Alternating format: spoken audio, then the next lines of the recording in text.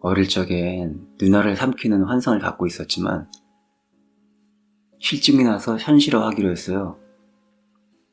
제 내면에는 항상 긍정적인 면과 부정적인 면이 함께 공존하고 있었어요.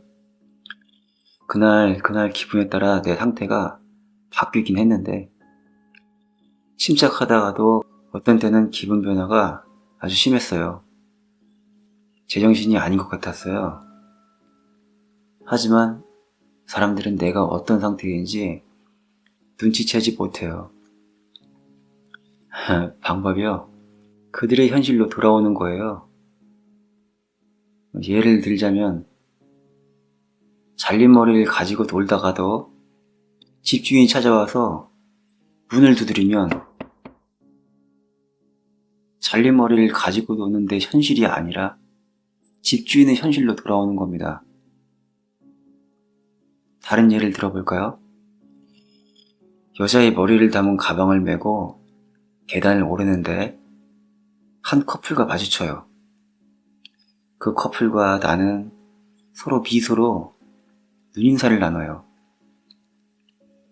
두 현실의 괴리감은 제정신을 유지하기 힘들 정도로 크지만 그 경계를 잘 지키는 거죠. 캠퍼는 살인을 저지르면서도 정상인처럼 행동했습니다. 경찰들에게 의도적으로 접근했고 친구가 되도록 유도했습니다. 서로 번갈아가면서 맥주를 샀어요. 평범한 친구처럼요. 가끔씩은 정보를 얻기 위해서 던지듯이 물어보기도 했어요. 그들이 별 거리낌 없이 수사 상황을 말할 것을 알고 있었거든요. 경찰들은 저를 마음에 들어 했어요. 경찰의 수사를 따돌리는 법은 TV 프로 폴리스 스토리를 보면서 경찰들의 수사가 어떤 방식으로 이루어지는지 알 수 있었고요. 범행에 도움이 될 만한 팁들을 많이 얻을 수가 있었어요. 여기서 얻은 비법은 다른 건 아니고 단서를 남기지 않게 평소의 행동을 조심하는 것, 입단속을 위해서 사건에 대해 사람들과 이야기하지 않는 것, 이 두 가지 정도요. 첫 살인은 내 차를 히치하이킹한 두 여학생이었어요. 여학생은 연한, 파랗고 큰 아름다운 눈을 가지고 있었는데 저를 흥분시켰어요. 총은 장전해 둔 채로 다리 밑에 숨겨놨었고요. 그리고 보이지 않게 반대쪽 다리로 가리는 거죠. 이전까지 수없이 이 일을 하는 것을 상상해 왔어요.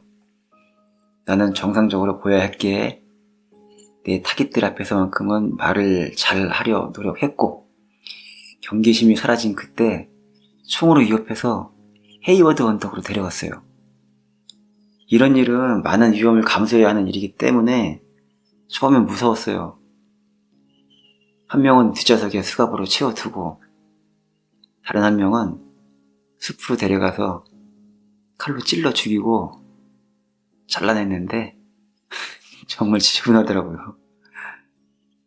내가 진짜 저질렀다는 사실에 충격에 빠지기도 했지만 경찰에 신고하지 못하도록 남은 여자도 죽여야 했기 때문에 다시 차로 돌아왔어요.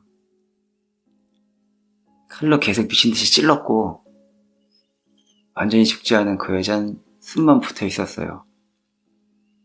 소망난 시체를 강간하고 조각들을 카운티 산속에 버렸어요. 경찰이 어떤 단서도 주고 싶지 않았기 때문에 피 묻은 걸레, 신문 같은 증거가 될 만한 것들도 모두 버렸어요. 지문 하나면 잡힐 테니까요. 하지만 난 초짜였고 일이 끝난 후에 뒤처리를 완벽하게 하진 못했어요. 하루 동안 나를 체포할 기회가 3번 있었는데요. 그 당시 나를 포함한 3명의 살인마가 활동하고 있어서 경찰은 수사에 혼선을 빚었기 때문에 저는 체포되지 않을 수 있었어요. 2개월 후 18세인 메리앤 패스의 두개골을 발견하지만 룸메이트인 아나타르 치사의 흔적은 끝내 발견되지 않습니다. 이번엔 해변을 따라 아래로 내려가 버클리에서 아이코크라는 소녀를 태웠어요. 그런데 문득 이런 생각이 들더라고요. 만약 자신이 10시간 후엔 누군가의 차 트렁크 안에서 죽게 될 것이고 조각조각 잘릴 걸 안다면 어떤 생각이 들까? 우리는 학교 얘기, 내 문제들 등 이것저것들에 대해서 2시간 동안이나 이야기를 나눴어요. 나는 곧 자살을 시도할 것처럼 굴었고 아이코에게 납치된 거라고 이야기해줬죠. 아이코는 매우 협조적이었어요. 아이코에게는 어떤 성적인 것도 요구하지 않았고 입에 테이프를 붙이기 전까진 손끝 하나 대지 않았어요. 하지만 아이코를 죽였고 강간한 후에 소망을 내서 버렸어요. 누군가의 머리를 잘라내는 일은 꽤 괜찮은 일인데 머리를 잘라내고 나면 성적으로는 어떨지 궁금해져요. 그때 내가 살인광이라는 걸 깨달았어요. 메리 두개골이 발견된 지 2개월 후인 1972년 9월, 아이코는 흔적도 없이 사라집니다. 경찰은 히치하이킹의 위험성에 대해 경고했고 통학버스를 늘렸음에도 캠퍼는 힘들이지 않고 히치하이커들을 태울 수 있었습니다. 대학에서 발급하는 스티커가 붙어있는 차만 타는 것을 권장했는데 캠퍼의 차에는 스티커가 붙어 있었기 때문입니다. 어머니가 학교 직원이었기에 학교 스티커를 받을 수 있었고 캠퍼의 차는 학교를 자유롭게 드나들며 여학생들을 태울 수 있었습니다. 그 여자들이 차 안에서 저한테 무슨 얘기를 했는지 아세요? 그 히치하이커 살인마 얘기를 하더라고요. 살인마가 어떻게 생겼고 언제 나타나고 왜 그런 짓을 하는지 자기들의 상상을 살인마인 나에게 떠들어댔어요. 제가 평범하게 행동을 했기 때문에 그 여자들은 그런 시기임에도 제 차를 탔을 겁니다. 일이 점점 쉬워졌어요. 점점 더 능숙해졌고 증거를 남기지 않게 됐어요. 저는 날이 갈수록 점점 더 대담해져 갔어요. 한 번은 어머니와 이웃들이 집에 있을 때였는데 잘린 머리를 집 앞에 놓은 적이 있어요. 밤에 불이 켜지고 커튼이라도 열리는 날에는 그들이 잘린 머리를 볼 수 있다는 것을 알면서도 말이지요. 저는 좌절감 때문에 여자들을 죽였어요. 여자와 대화하는데 어려움을 느꼈거든요. 전 성불구자는 아니지만 감정적으로 불구자였어요. 여자를 사귀는 법을 몰랐고 관계를 실패할까봐 두려웠어요. 어떻게 해야 하는지 감을 잡기는커녕 그저 앉아서 대화하는 것조차 하질 못했으니까요. 이런 나를 고치기 위해서 뭔가를 하기는 해야 했고 그것이 제가 히치하이커들을 태우게 되는 계기가 되었어요. 젊은 여자들만 태웠고 횟수가 반복될수록 점점 더 멀리 나갔어요. 처음에는 총을 가지고 다니진 않았지만 총을 가져갈지 말지 갈등하는 그때는 이미 마음속으로는 알고 있었어요. 총을 가져가게 되면 결국 살인을 저지르게 될 거라고요. 처음에는 참을 수 있었지만 날이 갈수록 더 원하는 거예요. 살인에 대한 충동은 더 이상 참을 수 없을 정도로 커져서 매일매일 저를 갉아먹고 그것은 저를 압도했어요. 매우 격정적인 충동이었어요. 그리고 마침내 범행을 위해서 총을 구입했어요. 제가 여자들의 잘린 머리를 복원한 이유는요. 어린 시절 경험 때문인 것 같아요. 하루는 아버지가 제가 보는 앞에서 제가 기르던 닭의 머리를 잘랐고 어머니는 그걸 제가 먹도록 강요했어요. 그게 별거 아닌 일이라고 생각할 수도 있겠지만 어린 제게는 충격이었어요. 아버지가 일을 마치고 손도끼를 들고 돌아왔을 때 저는 자전거를 타고 나가 울면서 미친 듯이 달렸어요. 그 후 그 일에 대해서 다시는 이야기하진 않았지만 그 사건이 제 습관에 영향을 준 것 같아요. 실제 행동으로 나타나기까지는 수년이 걸리긴 했지만요. 어머니는 남성 혐오적인 가치관을 가진 분이셨고 아들인 저도 예외가 될 수는 없었어요.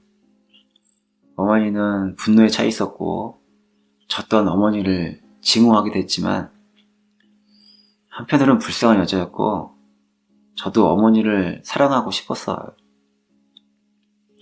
하지만 어머니는 알코올 중독에 빠졌고 사회활동을 그만두었어요.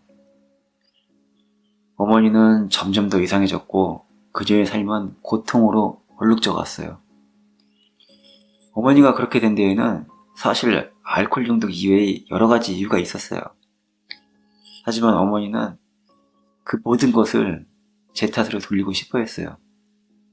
결국 어머니는 아버지로부터 이혼당했고 아버지가 어머니와 이혼하며 떠났습니다. 에드는 15세 때 이미 키가 193cm였는데 어머니는 아들의 키를 조롱하고 전남편을 닮았다는 이유로 아들을 학대했습니다. 에드는 그런 어머니를 증오했고 둘의 관계는 적대적이었습니다. 여동생의 증언에 따르면 에드가 어렸을 때 고양이의 머리를 잘라 가지고 있었는데 어머니는 그런 에드를 지하실에 가둬버립니다. 원한이 쌓이기 시작한 에드는 그때부터 이상한 꿈과 어머니를 향한 환상들이 시작됩니다. 온 세상을 죽일 수 있다는 환상, 신과 그런 관계를 맺기로 결정을 하고 내가 정말 열심히 기도하면 모두 죽게 될 거라고요.